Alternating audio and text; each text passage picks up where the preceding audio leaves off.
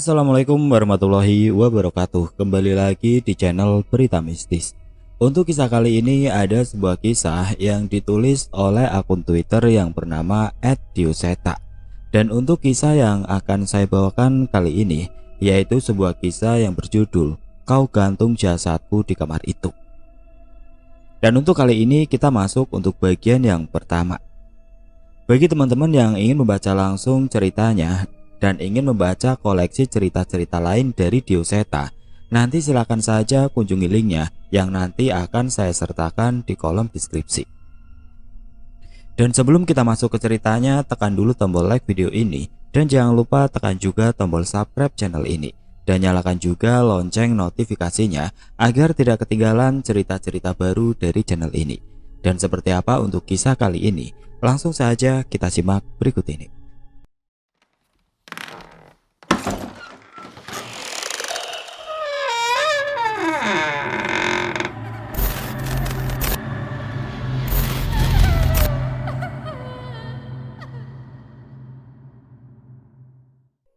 Kota pelajar. Siapa yang tidak tahu di mana aku berada saat mendengar sebutan itu? Sebuah kota yang katanya terbuat dari rindu, pulang, dan angkringan. Jargon itu memang bukan bualan semata. Baru sebentar aku tinggal di kota ini, sudah banyak sekali hal yang aku kagumi. Kinan Aina Sartika. Aku membuka sebuah lembaran surat di mana namaku dengan jelas di sana. Nama sebuah universitas ternama terpampang di ujung kanan atas lembaran itu. Seketika bibirku tersenyum kembali, seperti saat beberapa hari lalu aku mendapatkan kabar ini. Sebuah pemberitahuan bahwa aku diterima dengan beasiswa di universitas impianku di kota ini. "Dok, sudah mau berangkat?" tanya Bude yang tiba-tiba menghampiriku. "Iya Bude, mau nyari kos dulu. Minggu depan sudah mulai kuliah." "Kinan, kamu kalau mau tinggal di sini juga nggak apa-apa. Kamar ini kan kosong. Lydia kerja di Jakarta. Paling dia baru pulang setahun sekali," ucap Bude. "Matur nuwun Bude, Kinan seneng di sini. Tapi kampus Kinan kan lumayan jauh juga. Nanti Kinan sering mampir ke sini deh," balasku. "Ya sudah, terserah kamu saja. Yang pasti, kapanpun Kinan mau, tempat ini selalu terbuka buat Kinan. Pokoknya anggap saja rumah sendiri." Jujur, aku senang tinggal di rumah Bude. Tapi dari rumah Bude, aku butuh lebih dari setengah jam untuk sampai ke kampus. "Iya Bude, izin pinjam motornya sebentar ya." "Iya, hati-hati ya Dok." Aku pun berpamitan dan segera meninggalkan rumah Bude, bermodalkan koran dan petunjuk dari beberapa orang mengenai tempat yang kira-kira sesuai dengan kriteriaku. Aku terlalu semangat memulai hari ini. Dengan motor matic yang aku pinjam dari Bude, aku mengelilingi kota ini, menikmati setiap pemandangan dari tempat-tempat yang aku lintasi. Dari rumah Bude, aku melintasi jalan yang dikelilingi dinding-dinding keraton yang megah, seolah menyimpan kenangan-kenangan dari budaya masa lalu negeri ini. "Kula nuwun Bu, kos apa masih ada kamar kosong di sini?" Aku menghampiri sebuah rumah yang cukup besar, sesuai dengan alamat yang ditunjukkan pada halaman koran. "Maaf ya Mbak, kamarnya baru saja penuh kemarin." "Nggih, nggak apa-apa Bu, matur nuwun." Beberapa tempat ku hampiri sesuai dengan catatan yang kupegang. Tak jarang aku menanyakan warga sekitar mengenai keberadaan kos yang sekiranya masih kosong. Namun hingga sore hari, aku masih belum mendapatkan kamar kos yang kosong. Kalaupun ada, harganya juga di luar budgetku. Menjelang maghrib, aku memutuskan untuk kembali ke rumah Bude dulu.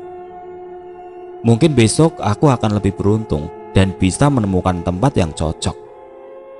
Aku melajukan motorku melalui jalur belakang kampus. Entah mengapa saat itu, suasana terasa begitu sunyi. Langit yang mulai memerah membuat perasaanku mulai tidak tenang. Aneh, saat melewati suatu daerah komplek rumah yang didominasi dengan bentuk bangunan lama, tiba-tiba mesin motorku berhenti. Beberapa kali aku menekan tombol starter untuk menyalakan mesin, namun sama sekali tidak ada tanda-tanda motor ini akan menyala. Aku pun mencoba memandang ke sekitar, berharap ada bengkel motor yang terlihat dari jangkauan mataku. Namun sayangnya, tidak ada sama sekali. Dengan menahan keluh, aku mendorong motor sambil berharap ada bengkel yang tidak jauh dari tempatku berada saat ini. Sayangnya, bukannya bengkel, hanya tenda angkringan yang ada di dekatku saat ini. Mungkin tidak buruk juga jika aku berhenti sejenak untuk mengisi perut, sekaligus menuntaskan hausku. "Kula nuwun mas, permisi, es teh satu ya," ucapku. "Enggih mbak." Penjaga angkringan itu dengan sigap menyediakan es teh yang kupesan. Di samping itu, mataku juga sudah berbinar-binar melihat lengkapnya nasi kucing dan sate-satean, pelengkap hidangan istimewa kampung di tempatnya. "Motornya mogok mbak," ucap mas itu membuka pembicaraan. "Iya mas, nggak tahu kenapa," balasku masih sambil sedikit mengunyah gorengan yang masih hangat. "Saya bantu cek boleh mbak?" "Masnya ngerti mesin?" "Namanya cowok itu harus ngerti soal motor walaupun sedikit, tapi tidak janji juga sih," balasnya. Aku menyerahkan kunci motorku padanya, dan mas penjaga angkringan itu segera mengecek kondisi motorku. Tidak berapa lama, aku mendengar suara mesin motor yang menyala. "Bisa nyala mas," ucapku yang segera keluar dengan wajah tersenyum. "Gak ada masalah apa-apa kok mbak, tas starter juga langsung nyala," jawabnya. Mendadak aku jadi bingung. Tadi sudah beberapa kali aku mencoba menyalakan motorku, namun sama sekali tidak berhasil. Penjaga angkringan itu segera mengembalikan kunciku dan masuk ke dalam lagi. "Beneran mas, tadi gak bisa nyala," ucapku. "Biasanya kayak gitu, gara-gara bensinnya kecampur atau businya udah waktunya ganti. Mending besok langsung diservis," ucapnya. "Nggih mas, matur nuwun, terima kasih.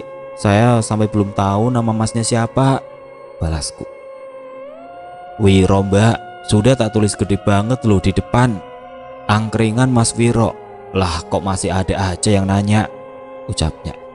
Aku sedikit tertawa mendengar logatnya menceritakan nama angkringannya itu. "Lah nggak ngek kok mas, saya kinan mas. Besok-besok pasti saya mampir lagi ke sini," balasku. "Memangnya mbaknya ada acara apa toh sore-sore ke daerah sini?" tanya Mas Wiro.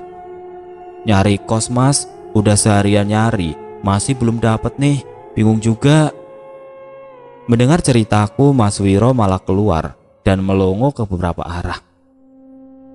"Mbak, kesini mbak," ucap Mas Wiro. Aku keluar dari tenda angkringan itu sesuai ucapan Mas Wiro. Itu yang tingkat, kamar mandi di dalam, 800.000. Itu yang halamannya luas, ada parkiran mobil, 700.000. Nah yang di ujung sana, bangunan lama, 300.000-an. Jelas Mas Wiro yang segera kembali lagi ke dalam. "Loh, masnya kok bisa hafal?" tanyaku. "Lah, anak-anak kos kan sering nongkrongnya di sini.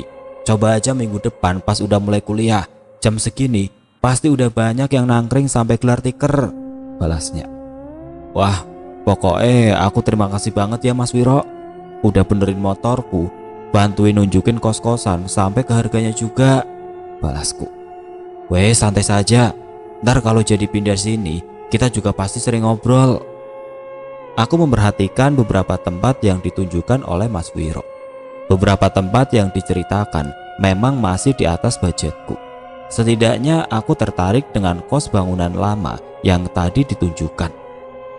Entah kebetulan atau tidak, tapi tempat saat motorku mogok tadi ternyata tepat di depan kos bangunan lama yang ditunjukkan oleh Mas Wiro.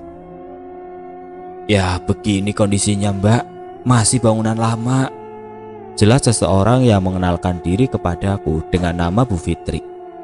Aku diajak untuk melihat kamar dan halaman sekeliling bangunan kos putri ini.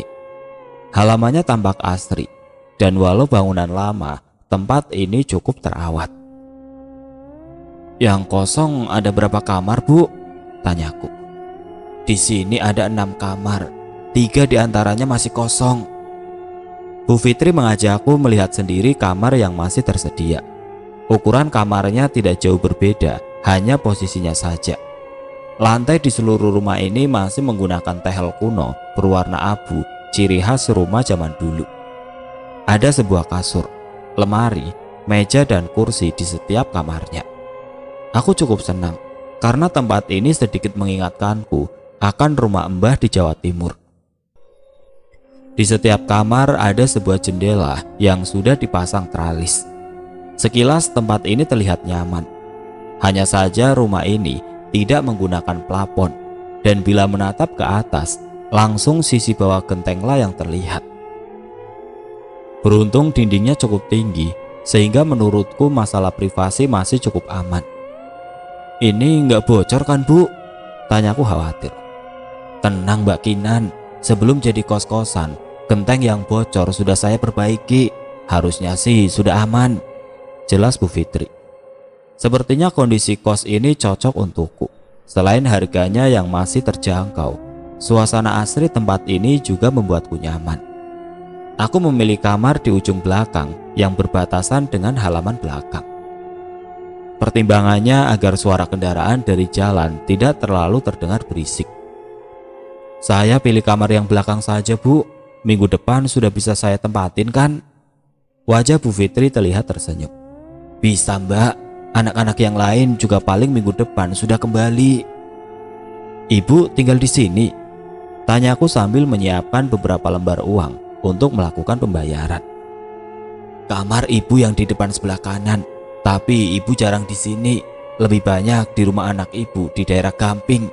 Kebetulan aja ada salah satu anak yang nggak pulang, jadi ibu sengaja tidur di sini buat nemenin. Ibu ambilin kwitansi dulu ya. Mendengar perkataan Bu Fitri, aku jadi sedikit tenang. Sepertinya ia juga peduli dengan anak-anak kosnya. Aku duduk di kasur sambil melihat ke seluruh sudut kamar, sekedar memantapkan diriku untuk tinggal di kamar ini mulai minggu depan. Duk. Di tengah lamunanku, aku tersadar oleh sebuah benda yang terjatuh dari dinding kamar. Sebuah bingkai foto. Aku mengambilnya dan melihat ada foto sekumpulan mahasiswa. Kurang lebih ada 5 orang yang berfoto di halaman kampus yang mirip tempatku kuliah saat ini. Tertulis di sudut kanan bawah foto nama kampusku, nama jurusan, dan tahun 1997. Saat memerhatikan foto itu, aku seperti merasa ada yang aneh, seolah ada seseorang yang memperhatikanku di tempat ini. Aku pun meletakkan foto itu di kasur dan kembali menunggu Bu Fitri. Namun, ada sesuatu yang menurutku aneh. Kursi. Seingatku, tadi kursi itu berhadapan dengan meja.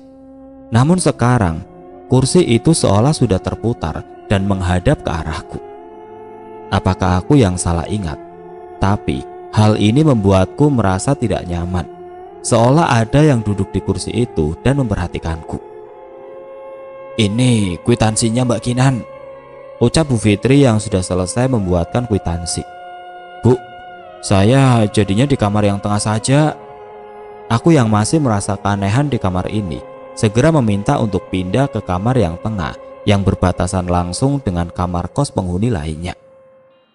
Wajah Bu Fitri sedikit terlihat bingung, tapi sepertinya ia tidak mempermasalahkan itu dan segera merubah nomor kamar yang ada di kwitansi yang ia bawa. Bu, Rini pulang. Terdengar suara seorang perempuan yang memasuki rumah menuju kamar yang berhadapan dengan yang akan aku tempati nanti.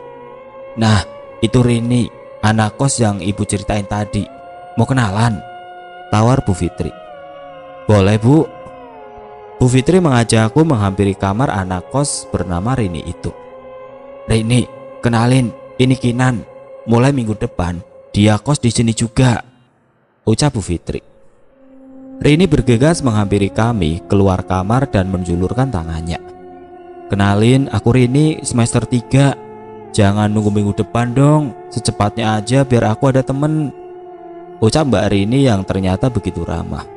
Melihat tingkahnya itu, seketika senyumku terpancing. Namaku Kinan, Mbak. Coba nanti aku tanya sama Bude. Kalau bisa nanti aku pindah lebih cepat buat nemenin Mbak Rini, balasku. Nah gitu dong, ini nomor handphoneku, kabar-kabar aja ya, balasnya. Kami bertukar nomor handphone di depan kamarnya.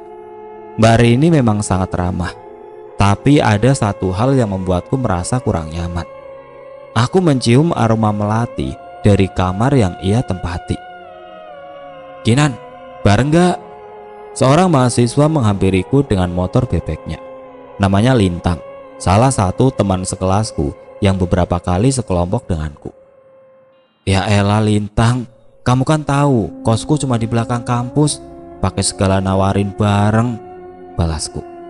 Ya kan namanya usaha, kalau jalan kaki kan 5 menit sampai, kalau naik motorku bisa setengah jam. Lah kok malah tambah lama? Ya mampir es-degan dulu gitu, baru nanti aku anterin pulang. Wah boleh juga tuh, tapi sorry Lintang, aku udah ditungguin Santi di depan gerbang. Next time ya, balasku. Walah, ya udah, kabar-kabar aja ya. Lintang melaju lagi gas motornya sambil mengangkat tangannya melambai ke arahku. Tidak jauh dari posisiku, Santi teman kosku yang seangkatan sudah menungguku di gerbang sambil berbicara dengan temannya. Aduh sorry lama ya San. Enggak Kinan, santai. Tadi kenapa nggak ikut bareng Lintang aja? Nggak apa-apa kali. Lagi pengen jalan kaki saja sama kamu, pengen ngobrol-ngobrol juga. Kan di kos cuma kita yang seangkatan, balasku. Oh, kirain gara-gara udah janji sama aku. Lain kali kalau diajak Lintang dan sudah terlanjur janji sama aku, tinggal SMS aja. Kos kita kan deket, santai aja. Iya aman, makasih. Santi adalah penghuni kos baru sama sepertiku. Kami satu angkatan, namun beda jurusan. Saat ada jadwal kuliah yang berbarengan, biasanya kami selalu pulang bareng. Sudah hampir 2 bulan aku berkuliah dan kos di tempat Bu Fitri. Sampai sekarang kos ini diisi oleh 5 orang. Mbak Rini yang kamarnya ada di depanku, Santi di sebelah kiriku dengan jendela mengarah ke jalan, Mbak Ratna yang berada di sebelah kananku, dan Mbak Anggit yang berada di sebelah Mbak Rini, berbatasan langsung dengan dapur. Dan untuk kamar di belakang, masih belum ada yang menempati hingga sekarang. Kinan, di dapur ada pis susu sikat aja, Anggit dikirimin sama orang tuanya dari Bali, teriak Mbak Rini sembari mengusap rambutnya dengan handuk setelah keluar dari kamar mandi. Iya Mbak Rini, segera meluncur nanti, balasku. Setelah sampai kos, biasa aku lebih banyak menghabiskan waktu di kamar mengerjakan secepat mungkin tugas yang baru saja diberikan. Setelahnya, biasanya aku baru keluar mencari makan bersama yang lain. Kinan, ikut nggak? Terdengar suara Mbak Ratna dan Santi mengetuk pintuku. Mau kemana? Ucapku sambil membuka pintu. Ke Mas Wiro makan sebentar, jawab Santi. Ikut sebentar, aku ambil dompet dulu. Benar kata Mas Wiro. Setelah tinggal di kos ini, pasti kami akan sering ngobrol ke angkringannya. Ada beberapa orang yang sudah berada di sana. Terlihat beberapa motor juga terparkir. Namun yang paling mencolok adalah Vespa tua yang terparkir di antara motor lainnya. Mas Wiro, jahe susunya 2, teh panas 1 ya. Mbak Kinan, Nggih, ditunggu ya, tak siapin, balas Mas Wiro. Aku dan yang lain mengambil beberapa jenis nasi dan gorengan untuk kubawa ke tikar di trotoar samping tenda angkringan. Sebenarnya lebih nyaman kalau bisa makan di kursi tepat di depan makanan. Namun sudah ada 2 orang di sana yang sedang asik menikmati kopi hitamnya. Salah satunya masih mengenakan seragam kerja berlogo perusahaan pabrik gula. Lagi ada pangsit goreng nih, satenya juga masih lengkap, ucap Santi sambil tersenyum membawa sepiring gorengan favorit kami. Coba agak malam dikit, pasti udah pada ludes, tambahku. Kami menikmati menu angkringan itu di tikar pinggir jalan dengan beratapkan langit. Sesuatu yang tidak pernah aku alami saat seumur hidup tinggal di ibu kota. Mungkin suatu saat nanti Aku akan kangen momen-momen ini. Sudah Mas Wiro, berhitung ya. Lah kok buru-buru, baru jam 9 loh ini. Iya Mas, kalau kemalaman takut diculik tukang sayur, balasku iseng. Bisa aja Mbak Kinan. Aku melihat kursi di dalam tenda sudah kosong. Vespa tua yang tadi terparkir juga tidak ada. Vespa tua tadi punya mas-mas yang tadi ya? Tanyaku basa-basi. Iya Mbak, kenapa toh? Nggak apa-apa, semoga mereka banyak rezeki, jadi bisa beli motor yang lebih layak, balasku. Amin Mbak, tapi bisa jadi motor itu punya kenangan tersendiri buat mereka, ucap Mas Wiro sambil menyerahkan uang kembalian kepadaku. Sesampainya di kos, kami segera kembali ke kamar masing-masing. Namun, baru saja aku menutup pintu, tiba-tiba seseorang mengetuk pintuku lagi. Itu Mbak Rini. Iya, kenapa Mbak Rini? Mbak Rini berdiri di depan pintuku dengan tatapan yang aneh. Ia menatapku dari ujung kepala hingga ujung kaki. Malam ini, kunci kamar, jangan keluar sampai besok pagi, ucap Mbak Rini dengan nada bicara yang tidak seperti biasanya. Memangnya ada apa Mbak? Tanyaku. Namun bukannya menjawab, ia malah melengos dan berjalan ke arah kamar Santi. Sepertinya ia berniat memberi informasi yang sama kepada Santi. Karena memang tidak ada rencana untuk keluar, aku pun memilih untuk tidak menghiraukannya dan kembali membereskan kasur untukku tidur. Udara panas membangunkanku dari lelapnya tidur. Kipas angin yang biasa kugunakan untuk mengusir panas sepertinya tidak menyala. Aku pun membuka mata dan menyadari lampu kamar ternyata padam. Sebelumnya belum pernah ada pemadaman listrik di tempat ini. Namun Bu Fitri pernah bilang kalau ia sudah mempersiapkan lilin di dapur apabila terjadi pemadaman. Aku pun memberanikan diri keluar bermodalkan cahaya dari handphone monokromku. Gelap. Aku tidak pernah menyangka rumah akan segelap ini saat tidak ada cahaya. Jendela rumah yang tertutup tirai menghalangi cahaya masuk dari luar, yang membuatku merasa tidak nyaman. Aku merasa di tengah kegelapan ini ada banyak sosok yang memperhatikanku. Ingin rasanya aku mengarahkan cahaya handphoneku ke beberapa sudut, namun nyaliku tidak cukup besar untuk itu. Akhirnya aku tetap mengarahkan kakiku menuju rak lemari yang berada di dapur. Cukup sulit aku mencari keberadaan lilin yang disimpan oleh Bu Fitri. Aku ingin segera mencarinya dan segera membawanya ke kamar. Entah mengapa, aku tidak pernah merasa setakut ini saat mati lampu. Mbak Ratna, mati lampu. Aku mencoba memanggil Mbak Ratna yang kamarnya berbatasan dengan dapur. Bukan tanpa alasan, tapi sekarang aku mulai ketakutan dengan udara dingin yang tiba-tiba meniup tengkuk leherku. Terdengar suara pintu kamar terbuka. Awalnya aku mulai merasa lega. Akhirnya ada anak kos yang bangun juga. Dia pasti mencari lilin juga ke sini. Aku menoleh sebentar, menyorotkan handphoneku ke pintu-pintu kamar, memastikan siapa yang keluar. Namun anehnya, tidak ada pintu kamar yang terbuka. Sampai akhirnya aku sadar bahwa itu adalah suara pintu kamar belakang yang terbuka. Seketika tubuhku panas dingin. Terlebih, samar-samar aku melihat sesuatu berjalan dengan aneh meninggalkan kamar itu. Siapa? Aku mencoba mencari tahu siapa yang keluar dari kamar itu. Tidak ada jawaban. Namun aku mendengar suara langkah kaki yang aneh mendekat ke tempat ini. Aku pun bergegas kembali mencari lilin dari rak dapur yang akhirnya aku temukan bersama sebuah korek di sebelahnya. Suara langkah kaki itu semakin mendekat. Saat ini suara langkah kaki itu seolah ada di hadapanku. Namun tidak ada siapapun di hadapanku saat ini. Aku pun menyalakan korek untuk kusulutkan pada lilin untuk memperjelas penglihatanku. Namun sebelum sempat menyulutkannya pada lilin, aku terperajat dengan apa yang aku lihat, dengan api yang menyala dari korek yang kugenggam.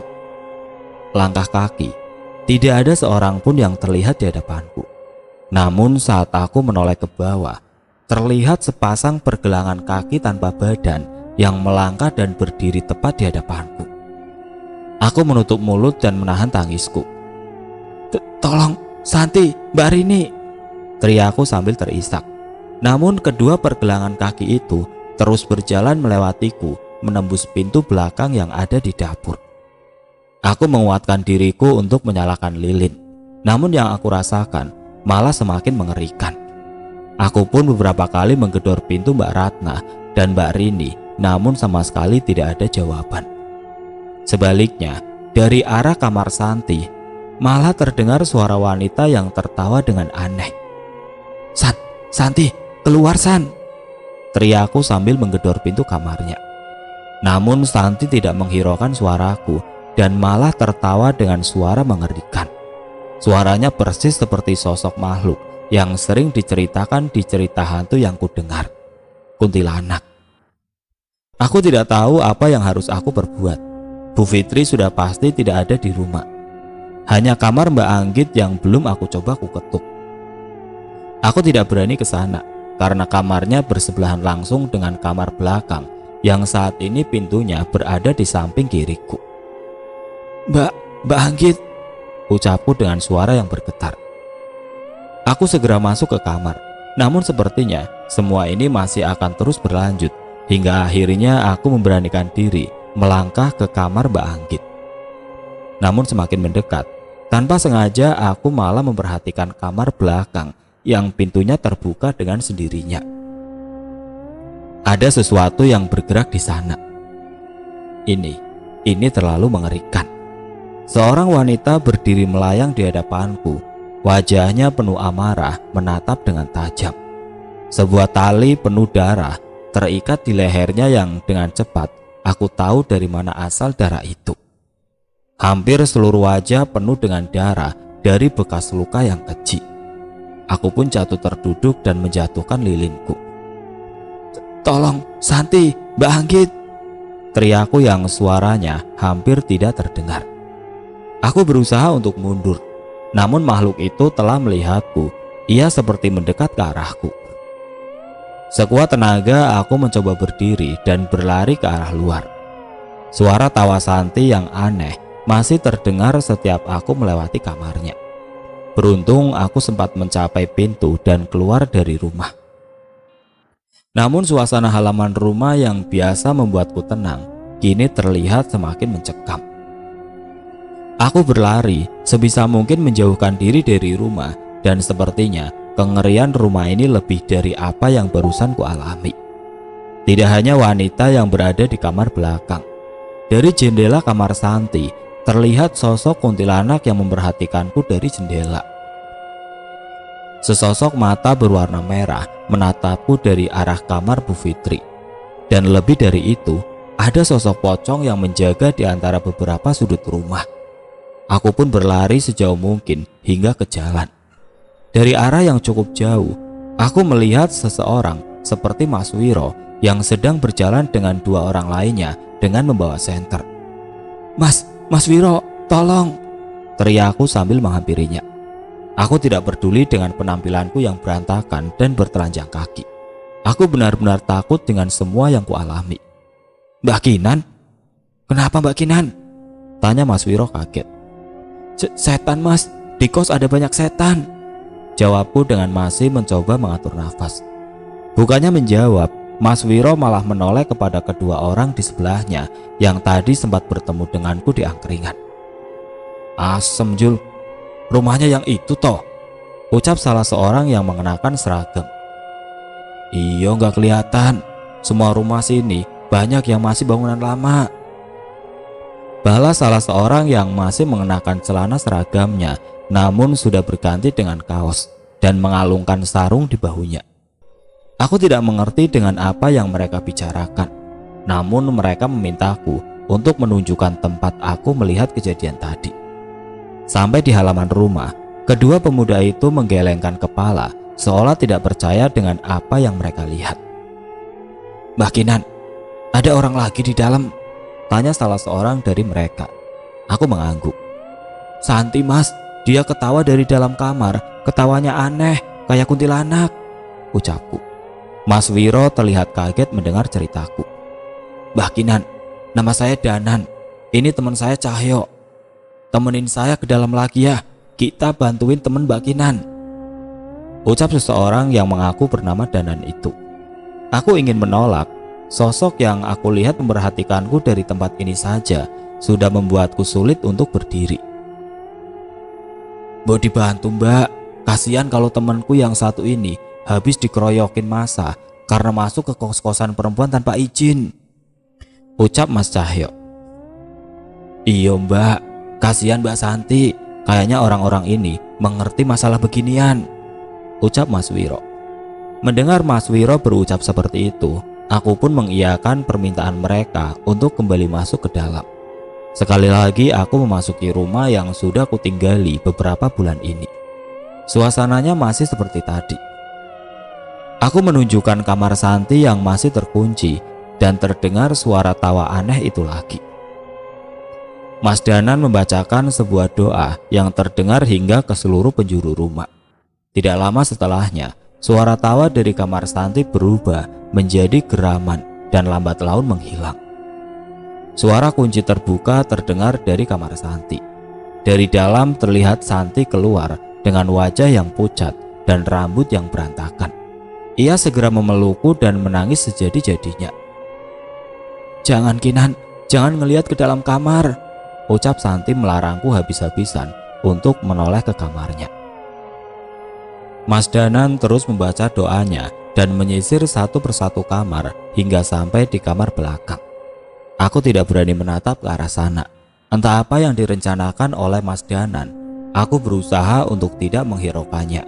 Namun sialnya, pintu kamar Santi terbuka dengan sendirinya. Dari dalam kamar Santi masih berdiri sosok wanita pucat berbaju putih lusuh, menatap kami sambil tersenyum dan memainkan rambutnya. Aku menutup mulutku dan menahan tangisku melihat sosok mengerikan itu. Sudah, kita keluar sekarang, ucap Mas Danan yang segera menghampiri kami.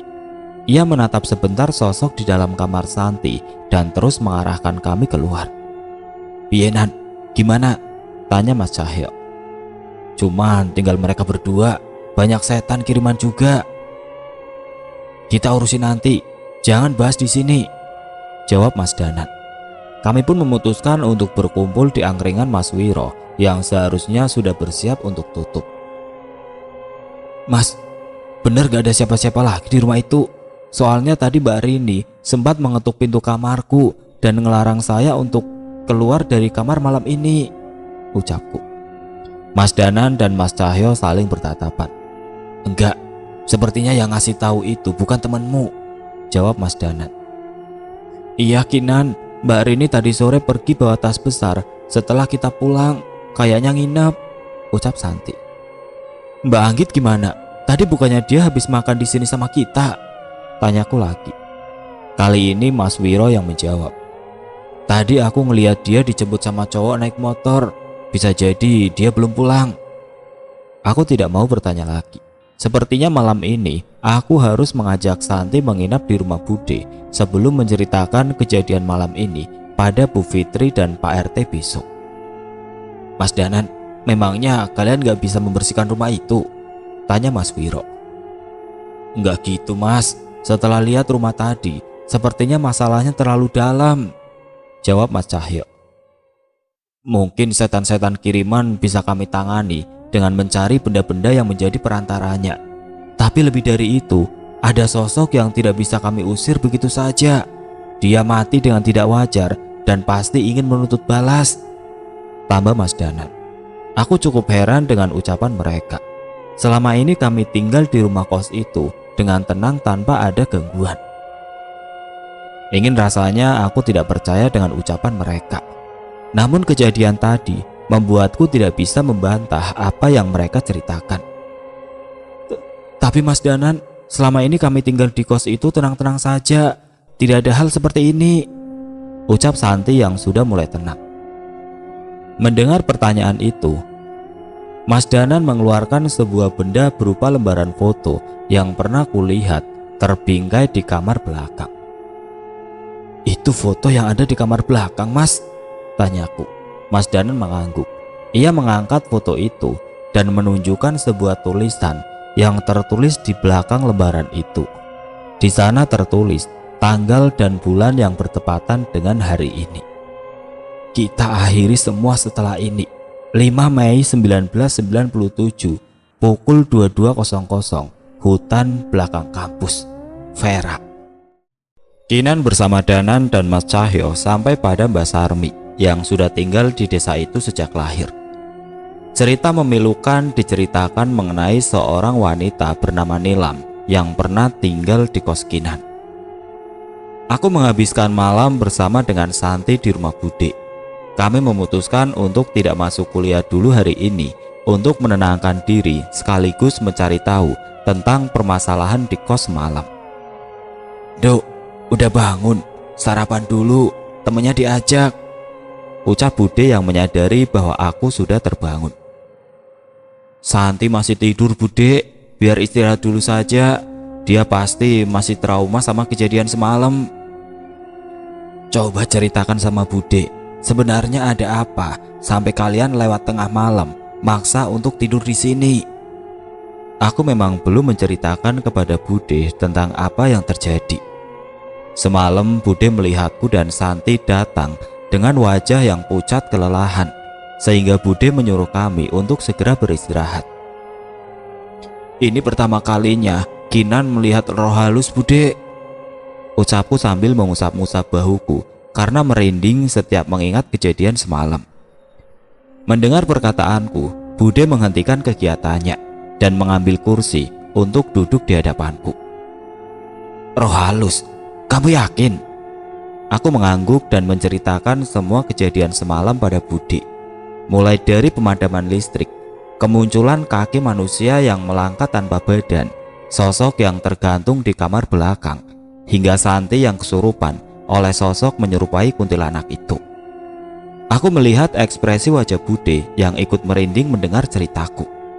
Namun ia mulai tenang saat ada yang membantu kami. Sekarang mas-mas itu kemana? Mereka membantu melapor ke Pak RT dan mencari tahu ibu kos dulu. Mungkin habis ini aku mau nyusul mereka. Santi biar istirahat di sini dulu, boleh Bude? Ya udah, nggak apa-apa. Kamu jangan buru-buru, istirahat dulu saja. Nggak bisa Bude. Aku harus ceritain ini semua, takutnya bahaya juga buat anak-anak kos yang lain. Memang benar, walaupun takut, aku lebih khawatir dengan Mbak Rini dan yang lain. Aku takut malam ini makhluk itu muncul lagi saat mereka bertiga ada di kos.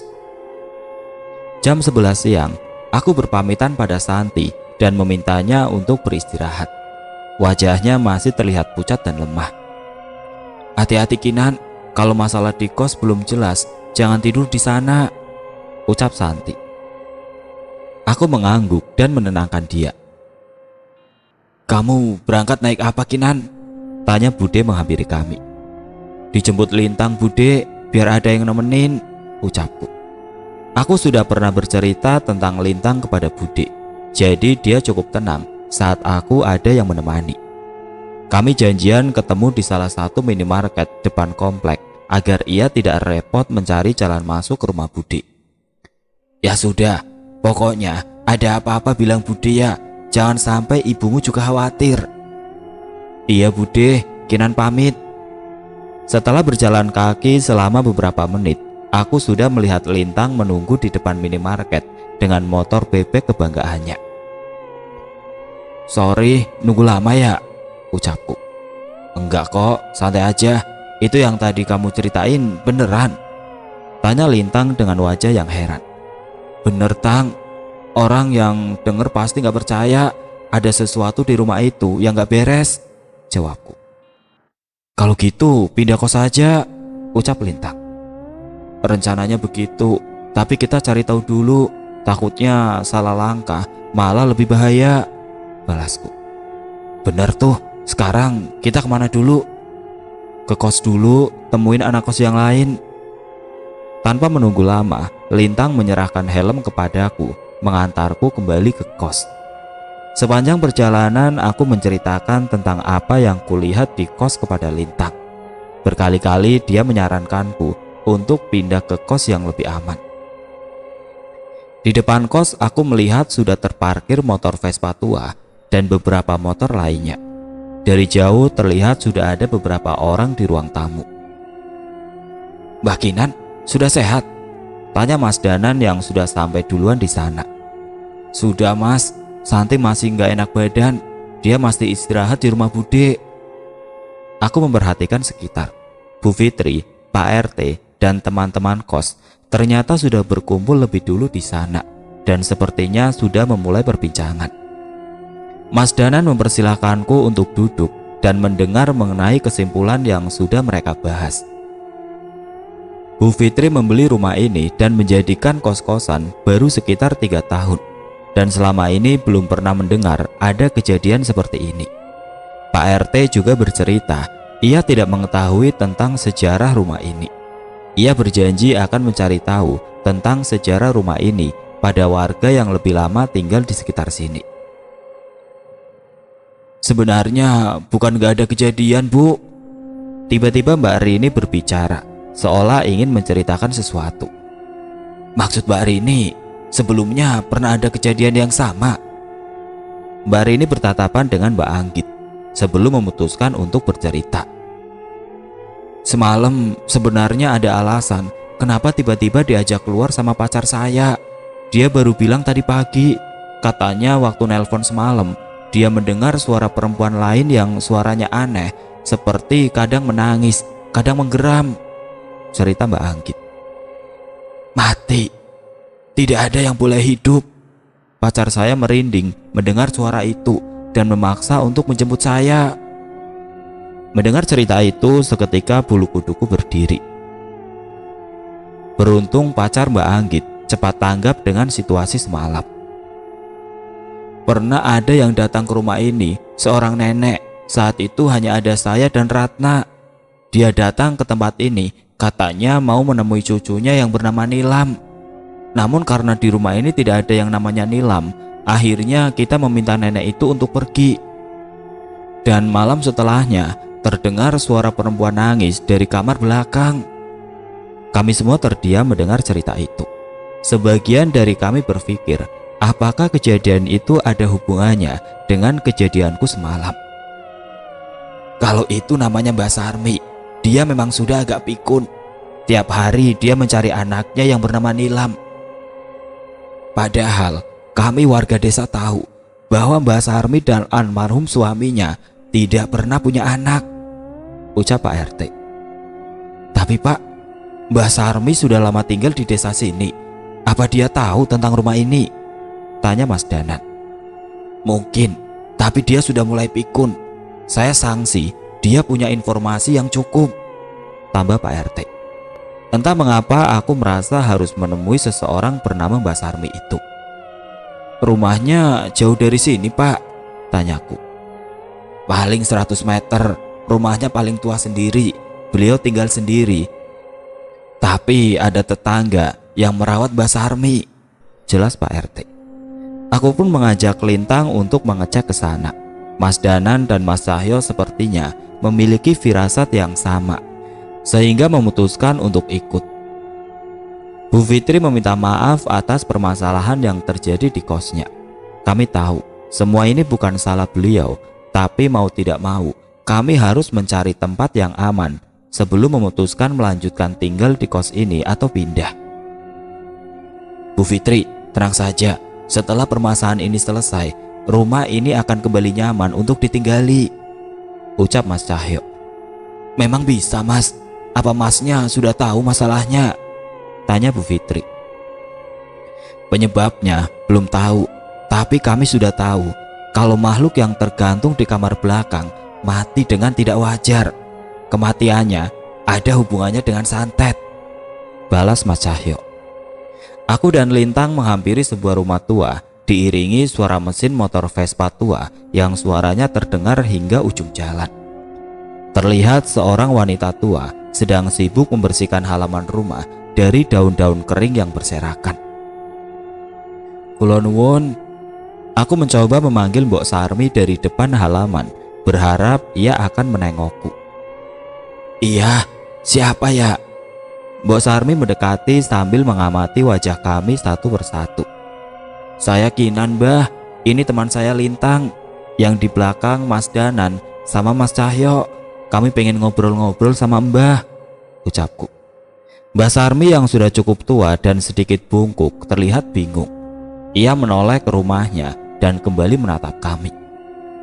Tapi rumah saya jelek, berantakan.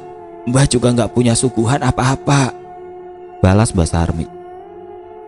Enggak Mbah, rumahnya Mbah Sarmi bagus, ada pohon pisangnya. Tiba-tiba Mas Cahyo menimpal perbincanganku. Aku tahu maksudnya agar Mbah Sarmi tidak merasa canggung.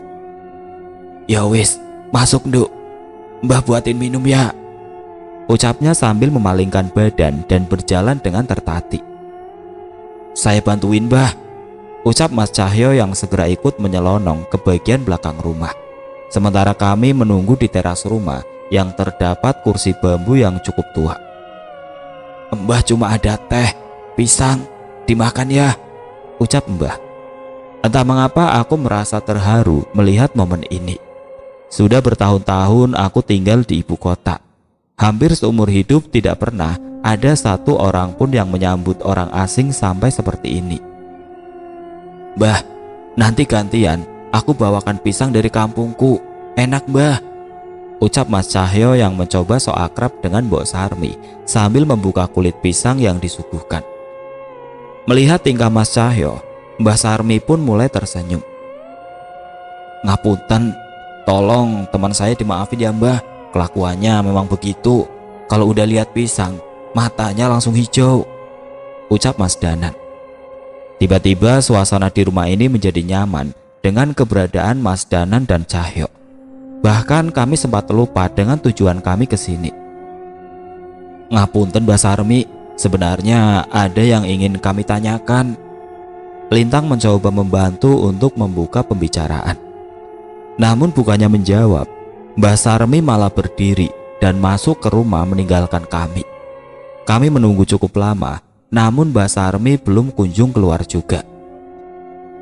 Bukannya gelisah, Mas Cahyo tiba-tiba malah meninggalkan kami dan mengambil sapu lidi di kebun dan melanjutkan pekerjaan Mbah Sarmi membersihkan rumput kering.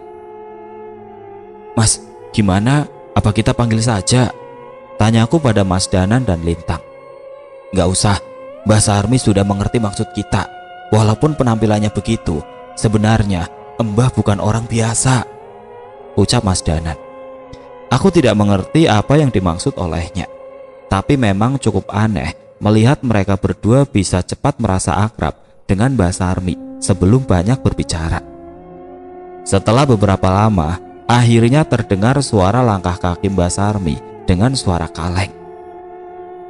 Kami pun segera mengetahui bahwa Mbah Sarmi sedang mengambil sesuatu dari dalam rumah dan membawanya ke hadapan kami.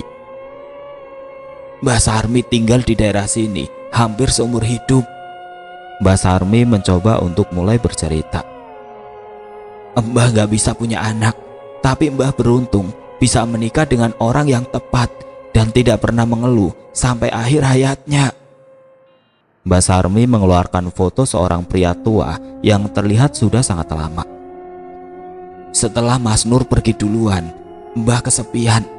Walaupun warga sini sangat perhatian sama Mbah, tetap ada perasaan sepi yang tidak bisa tergantikan. Sampai suatu saat, Mbah ketemu seorang anak perempuan yang baik, namanya Nilam. Mbah cerita, saat itu Nilam lewat rumah Mbah, tiba-tiba masuk begitu saja. Katanya, Nilam kangen sama almarhum neneknya dan jadi sering mengobrol sama Mbah Sarmi. Dalam seminggu bisa 3-4 kali mampir ke rumah Mbah Sarmi.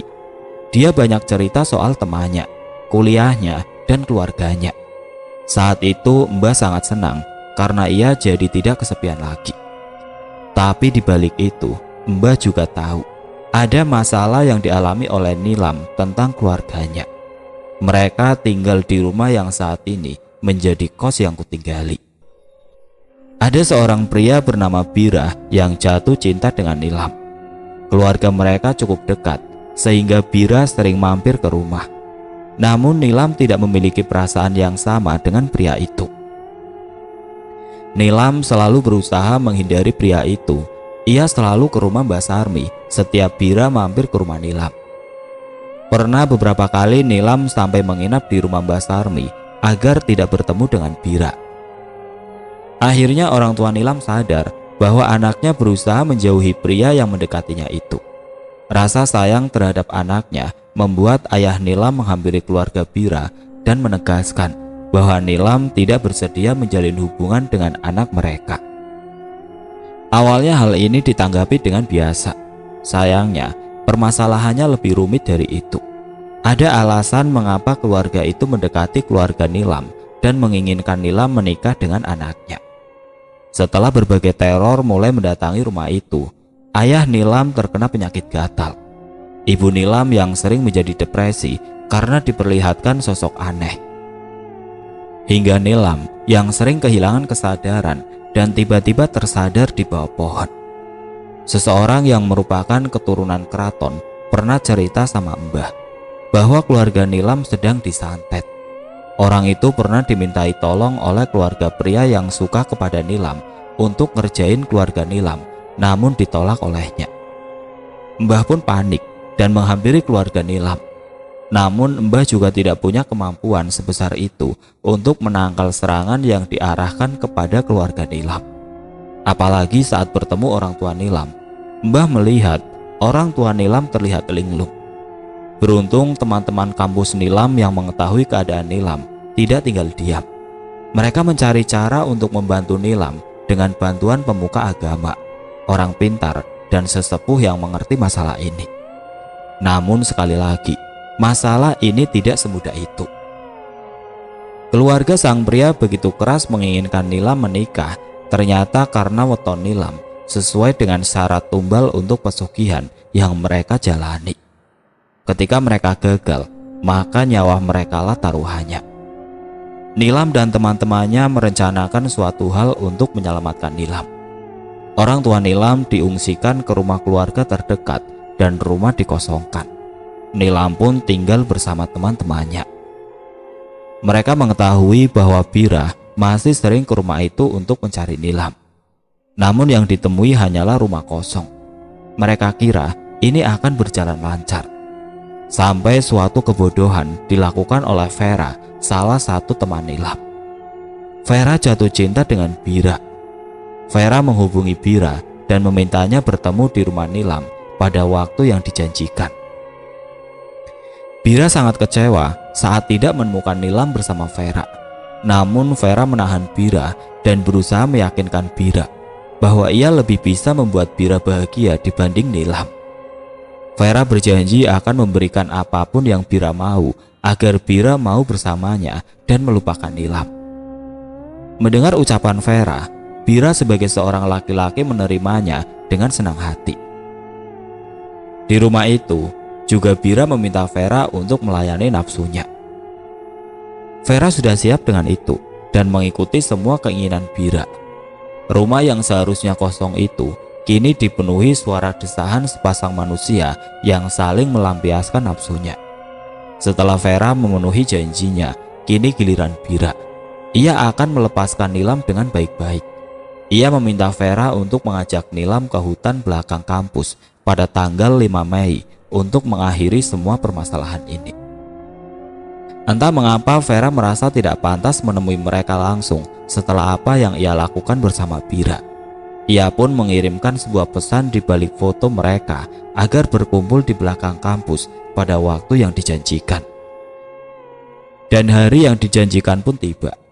Vera merasa tenang ketika akhirnya temannya bisa selamat dan ia bisa mendapatkan pria yang dicintainya. Namun yang terjadi bukan seperti apa yang dijanjikan. Di hadapan Nilam, Vera dan teman-temannya, Bira mengeluarkan sebuah handycam dan memutar sebuah rekaman kejadian saat Bira dan Vera berhubungan badan. Seketika Vera menangis sejadi-jadinya. Semua seperti sudah direncanakan oleh Bira. Saat itu juga Bira memberi ancaman pada Nilam.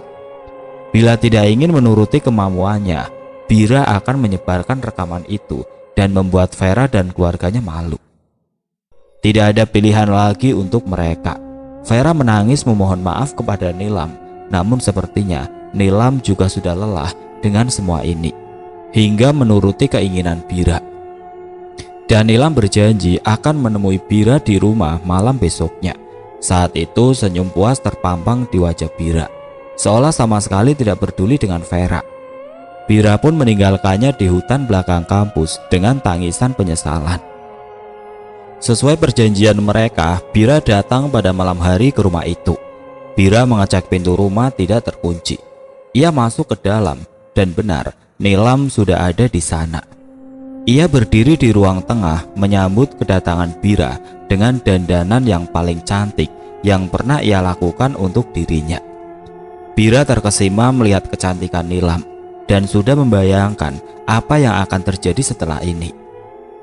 Bira mengunci pintu rumah dan mendekati Nilam. Saat sudah di hadapan Nilam, Bira bersiap mencumbu bibir Nilam. Namun ia merasa ada yang aneh. Semakin lama wajah Nilam semakin pucat. Ia menyadari bahwa sedari tadi Nilam menyembunyikan lengannya di belakang.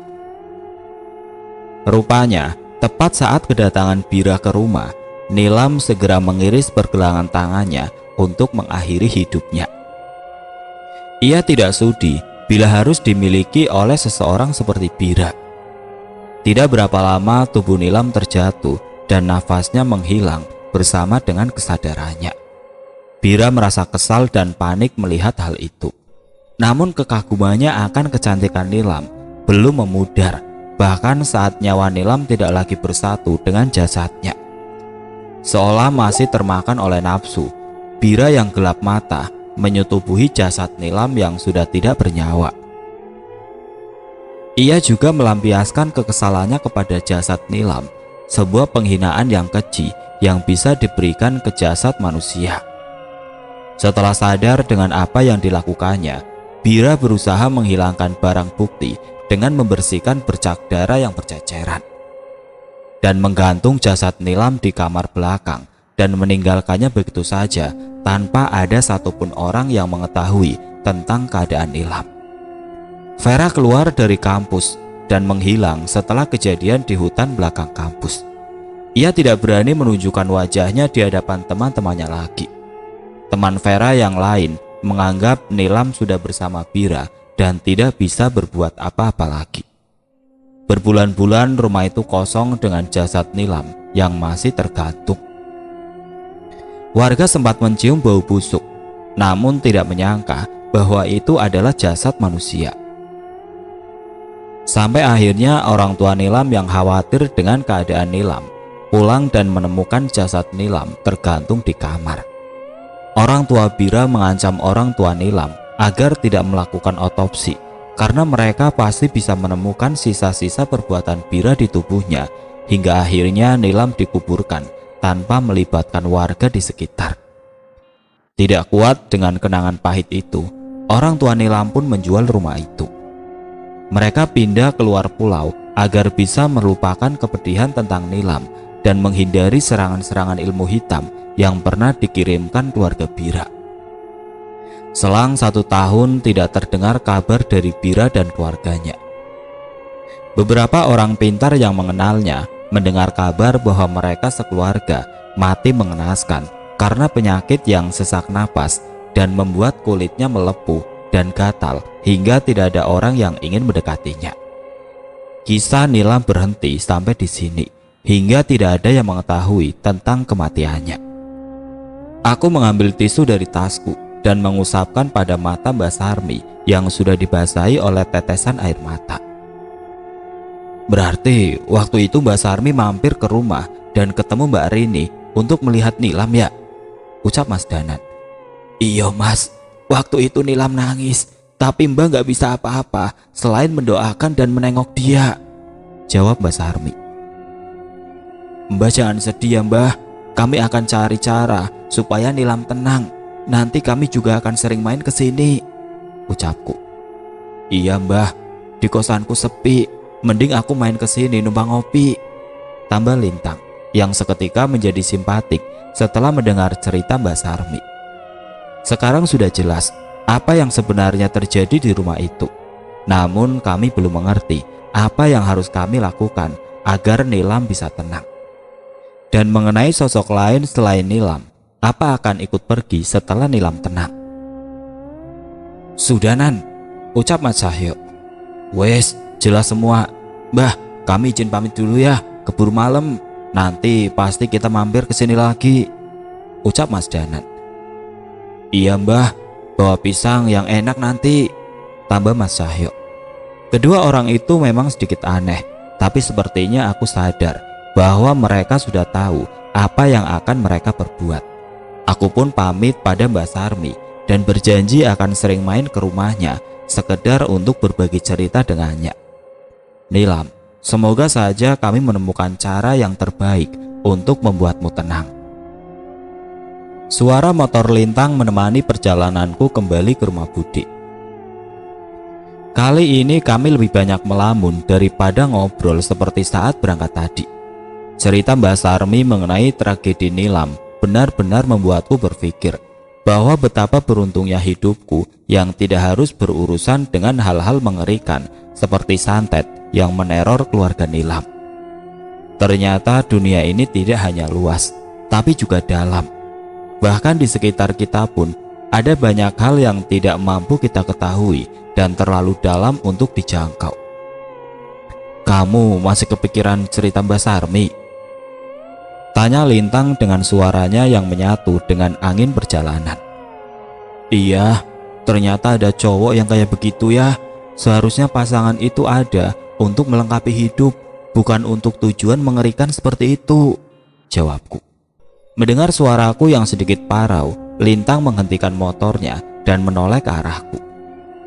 "Kinan, aku mau mampir sebentar ke papa ya," ucap Lintang. "Mau kemana emang?" tanyaku. "Sebentar aja, searah kok, temenin ya." Aku mengangguk mengiyakan. Lintang sudah membantuku seharian, tidak ada salahnya bila aku menemaninya sebentar. Lintang melaju motornya ke tempat yang cukup sering kulewati. Kami melalui stasiun dan melewati jalan yang searah yang penuh dengan wisatawan dan pedagang. Trotoar dan ornamen jalanan yang khas dengan kota ini memanjakan mataku, hingga akhirnya Lintang memarkirkan motornya di alun-alun. "Mau ngapain kesini Tang?" tanyaku bingung. "Minum es degan," ucapnya sambil membantu melepaskan helmku dan meletakkan di motornya.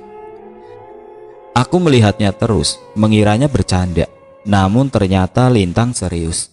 Dia memesan 2 gelas es degan dan mengajakku duduk di rumput menikmati pemandangan di tempat itu. "Serandom ini?" tanyaku. "Iya, nggak apa-apa kan?"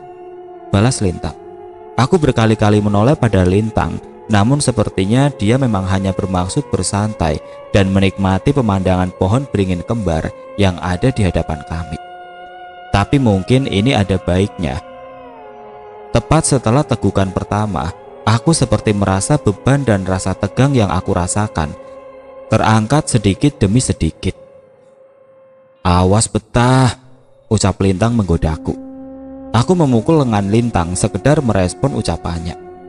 Kadang memang harus random ini. Gak harus ada rencana, gak harus banyak yang dipikirin. Terlalu banyak hal yang bisa membuat kita tenang. Kita hanya perlu berhenti sebentar dan menarik nafas untuk menyadari berbagai hal baik di sekitar kita. Aku mengangguk setuju sambil menyeruput es degan di tanganku. "Kok jadi melankolis gini sih?" tanyaku. Kali ini dengan sedikit senyum setuju dengan ucapannya. "Ini namanya melankolis ya, kalau aku nyebutnya ngaso," balas Lintang yang sekali lagi membuatku tertawa. Lintang menyeruput es degannya lagi dan tiba-tiba menarikku berdiri untuk mengikutinya. Ikut aku bentar," ucapnya. Ia mengarahkanku ke arah beringin kembar itu dan mengambil slayer dari tasnya. "Tang, jangan bilang."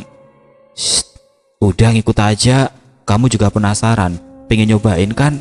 balasnya. Aku tertawa menutup mulutku menanggapi kelakuan random Lintang. Tapi dia benar. Dari dulu aku ingin mencoba mitos yang ada di alun-alun ini, namun tidak pernah kejadian karena aku memang pemalu. "Tahu kan aturannya?" Tanya Lintang. Berdoa ngucapin keinginan, gak boleh ngintip, dan jalan lurus melewati di antara dua pohon beringin itu. Iya pinter. Jangan jauh-jauh, ucapku. Tenang, aku ikutin terus dari belakang, jawab Lintang. Aku memulainya. Sepanjang jalan aku hanya tersenyum-senyum dengan perbuatanku ini. Tapi setidaknya setelah ini aku tidak penasaran lagi. Langkah demi langkah kuraba dengan menghafal posisi di mana kedua pohon beringin kembar itu berada. Namun setelah beberapa lama, tiba-tiba Lintang memanggil.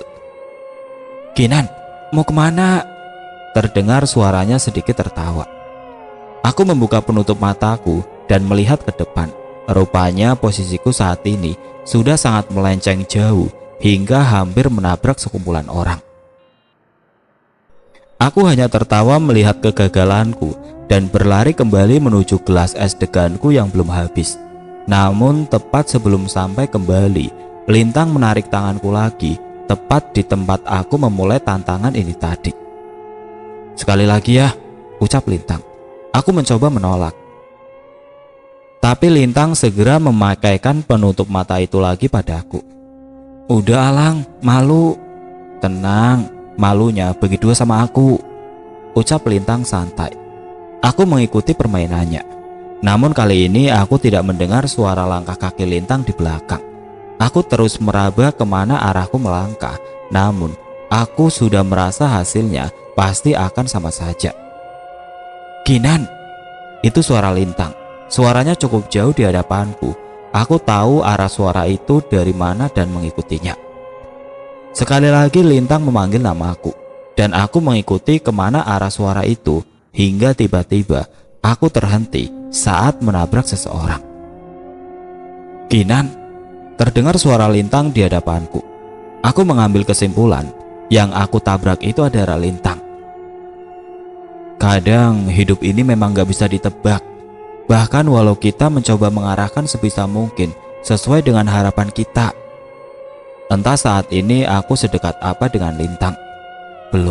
Belum pernah aku mencium aroma parfum sedekat ini. Tapi bukan itu masalahnya. Masalahnya, kenapa tiba-tiba jantungku berdetak begitu cepat? Kinan, terdengar suara Lintang di hadapanku. Aku mengambil kesimpulan yang aku tabrak itu adalah Lintang. Kadang hidup ini memang gak bisa ditebak. Bahkan walau kita mencoba mengarahkan sebisa mungkin sesuai dengan harapan kita. Entah saat ini aku sedekat apa dengan Lintang. Belum pernah aku mencium aroma parfumnya sedekat ini. Tapi bukan itu masalahnya. Masalahnya, kenapa tiba-tiba jantungku berdetak begitu cepat? Kisah Nilam dan Bira pasti akan meremukan hati semua yang mendengarnya. Tidak ada yang bisa menebak akan ada di posisi itu, ucap Lintang lagi. Maksud kamu apa, Lintang? Aku cuma ngasih tahu, aku ada di sini. Jangan pernah meragukan kehidupan, karena bisa jadi aku ada di sini untuk mendampingi kamu menyelesaikan masalah yang kamu hadapi, ucap Lintang. Aku tersenyum. Kini aku mengerti maksud Lintang. Ia melakukan ini semua hanya untuk menghilangkan kekhawatiranku. Thanks ya Lintang, ucapku. Ada kejutan lagi, coba buka penutup mata kamu, balas Lintang. Aku menurutinya dan menurunkan penutup mataku. Dan benar, Lintang tidak jauh lebih dari sejengkal dari hadapan mataku. Jantungku semakin berdegup kencang. Namun ia segera menggeser tubuhnya dan menunjukkan apa yang ada di hadapanku. Aku berada di tengah-tengah beringin kembar, persis dengan tempat yang kutuju. Mungkin ini hanya mitos, tapi aku senang bisa menyelesaikan tantangan ini. Tidak hanya itu, merahnya langit kota ini membuatku tidak mampu menghentikan senyumku. Seandainya bisa, aku ingin bilang pada Lintang, terima kasih Lintang atas pemandangan indah ini dan semua usaha yang kamu lakuin untuk membuatku tenang. Namun aku mengurungkan niatku dan masih menikmati pemandangan senja di alun-alun kota teristimewa itu. Kinan, Lintang memanggilku lagi. Kali ini suaranya seperti sedikit ragu. Boleh nggak? Kalau aku ngajak kamu kesini lagi lain kali? Tanya Lintang sambil menggaruk kepalanya. Aku menoleh padanya masih dengan senyuman di wajahku. Tapi kali ini aku tahu, aku memandangnya dengan tatapan yang berbeda. Masih bisa-bisanya nanya begitu setelah semua yang kamu lakuin ini. Please, ajak aku kesini lagi. Tunjukin pemandangan seindah ini lagi. Entah di sini atau dimanapun, yang penting sama kamu. Sayangnya, ucapan itu hanya ada di pikiranku. Aku menahan sekuat mungkin rasa senangku. Mungkin di kamar nanti, aku akan senyum-senyum sendiri dan meneriakkan nama Lintang dengan menutup mulutku dengan bantal. Boleh. Sayangnya hanya itu saja jawaban yang akhirnya keluar dari mulutku. Tapi sepertinya satu kata itu saja cukup untuk membentuk senyum di wajah Lintang. Merahnya langit senja menemani perjalanan pulangku menuju rumah Budi. Kali ini ia tidak menurunkanku di minimarket, namun mengantarku hingga rumah Budi dan berpamitan. Nggak takut kesasar? Tanyaku. Kayaknya aku bakal sering kesini kan? Jadi mau gak mau aku harus hafalin jalan masuk ke kompleks ini, jawab Lintang. Sekali lagi aku tersenyum. Aku tidak menyangka Lintang bisa membuatku melupakan semua kejadian buruk yang kualami sejak kemarin. Santi terlihat mulai sehat. Ia membantu Bude mempersiapkan makan malam untuk kami di dapur. Udah sehat, San? Tanyaku. Sudah Kinan, maaf yang repotin, balasnya. Gak ada yang direpotin kok, San. Bude malah seneng kalau rumahnya rame. Iya kan Bude? Ucapku.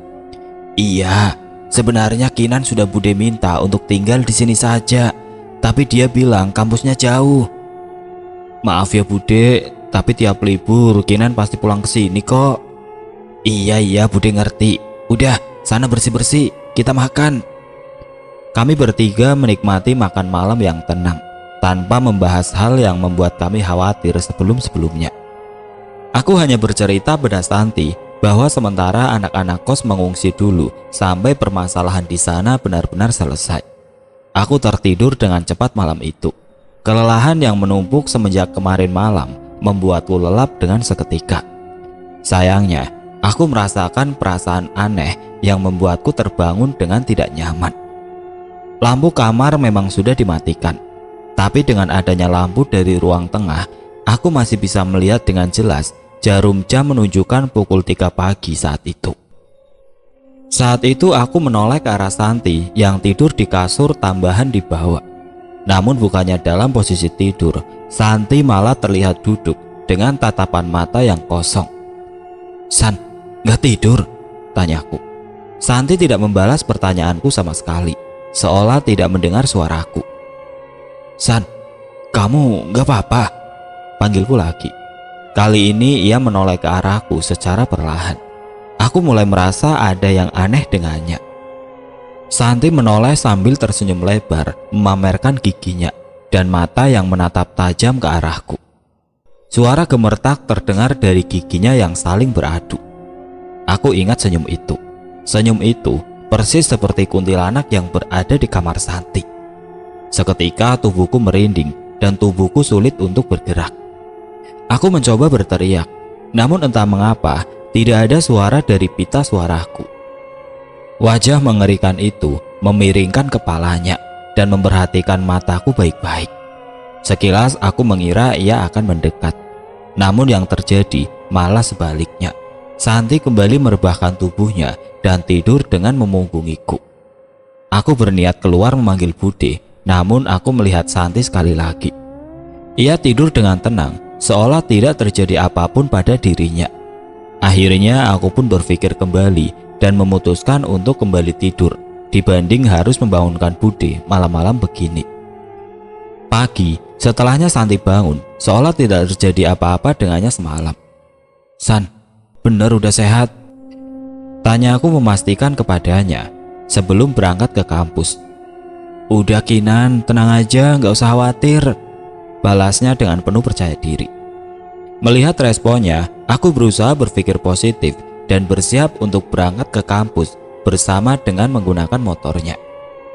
Walaupun sudah tidak terlalu kepikiran, Tapi aku masih sulit untuk berkonsentrasi menerima pelajaran di kampus saat ini. Apalagi saat teringat kejadian semalam. Semoga saja tidak ada masalah dengan Santi setelahnya. Jam mata kuliahku dan Santi berbeda. Dia selesai duluan. Kami janjian jam 3 sore bertemu di depan halaman kampus, tempat kami biasa menunggu di kursi taman. Naik apa ke sini? Tiba-tiba Lintang menghampiriku tepat setelah dosen keluar kelas. Naik motornya Santi, paling dia udah nungguin di depan, balasku. Tapi pulang ke rumah Bude kan, gak ke kos? Tanya Lintang dengan wajah yang khawatir. Iya, tenang aja, nanti kalau masalah kos udah dibersihin sama Mas Danan. Katanya Mas Wiro mau SMS aku. Jelasku sambil berjalan kaki menuju halaman depan. Motor kamu diparkir di belakang kan? Kok ikut ke depan? Tanyaku. Ya elah, gak peka banget ini cewek. Ya nemenin lah, kalau gak bisa nganterin pulang, nganterin sampai depan juga gak apa-apa, jawab Lintang dengan santainya. Aku tertawa mendengar jawabannya. Aku sudah tahu maksudnya. Tapi kalau bisa mendengar langsung dari mulutnya, rasanya sedikit berbeda. Aku sampai di halaman kampus sesuai waktu yang dijanjikan. Namun Santi tidak terlihat di sana. Beruntung ada Lintang yang menemaniku mengobrol untuk mengusir kebosananku. Coba Santi di SMS, jangan-jangan kamu ditinggal, ledek Lintang. Enak aja, Santi gak kayak gitu, balasku. Namun sesuai kata Lintang, aku segera mengirim SMS padanya menanyakan kabarnya, namun tidak ada balasan. Kami menunggu hingga hampir 1 jam, namun keberadaan Santi tidak muncul juga. Coba cek motornya masih di parkiran apa sudah nggak ada?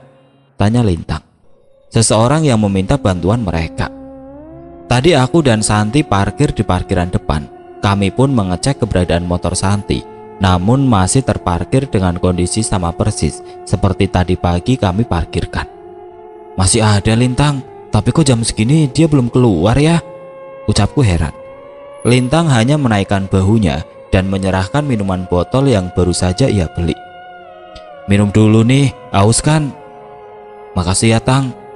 Aku meminum pemberian Lintang sambil memikirkan kemungkinan apa yang sedang dilakukan Santi. Santi gak mampir kos kan? Tanya Lintang tiba-tiba. Aku menoleh padanya. Memang itu yang kutakutkan saat ini. Sembari menunggu, akhirnya aku memutuskan menceritakan kejadian semalam pada Lintang. Semalam ada yang aneh sama Santi, ucapku. Aneh gimana? Aku kebangun jam 3 pagi dan Santi duduk dengan aneh di kasurnya. Dia menoleh dan tersenyum ke arahku. Wajahnya kelihatan serem, ucapku. Serius kamu? Terus gimana? Ucap Lintang yang raut wajahnya mulai berubah. Udah begitu aja, setelahnya dia kembali tidur dan memunggungiku. Paginya dia baik-baik saja, seolah gak terjadi apa-apa, jelasku. Lintang terlihat berpikir. Aku tahu ia memikirkan hal yang sama denganku saat ini. Santi pergi ke kos. Aku mau cek ke kos, jawabku sambil segera mengangkat tasku. Gak nunggu Mas Danan sama Mas Sahyo dulu? Tanya Lintang. Cuma ngecek Santi ada di sana atau enggak. Kalau enggak ada ya kita balik, jawabku. Ya udah, aku temenin. Kami pun berjalan kaki menuju rumah kos yang seharusnya tidak boleh kami datangi dulu.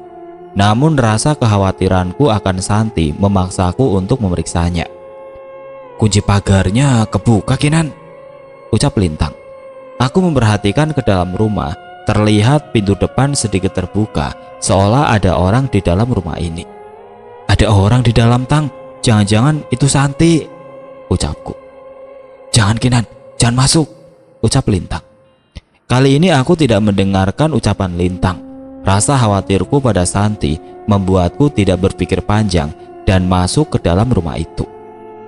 Santi, kamu di dalam, teriakku. Tidak ada jawaban apapun dari dalam. Lintang terus menyusul dan ikut berteriak. Santi, kalau kamu di dalam, jawab, tambah Lintang. Namun tetap saja tidak ada jawaban. Aku menoleh ke arah jendela kamar Santi. Terlihat ada seseorang mengintip dari celah gorden, lalu menyingkir. Ada orang di kamar Santi, ucapku. Aku pun memberanikan diri untuk masuk. Lintang yang sudah tahu tidak ada gunanya menahanku, akhirnya ikut masuk untuk menemaniku. Suasana rumah masih sama seperti saat kami tinggal kemarin. Hari sudah sore hingga tidak banyak cahaya yang masuk ke rumah. Aku segera menyalakan lampu dan suasana di rumah menjadi lebih terang. Santi, panggilku sambil mengetuk kamar Santi. Tidak ada jawaban sama sekali saat itu. Lintang mencoba memperhatikan semua sisi rumah, namun tidak ada tanda-tanda ada orang lain di rumah ini.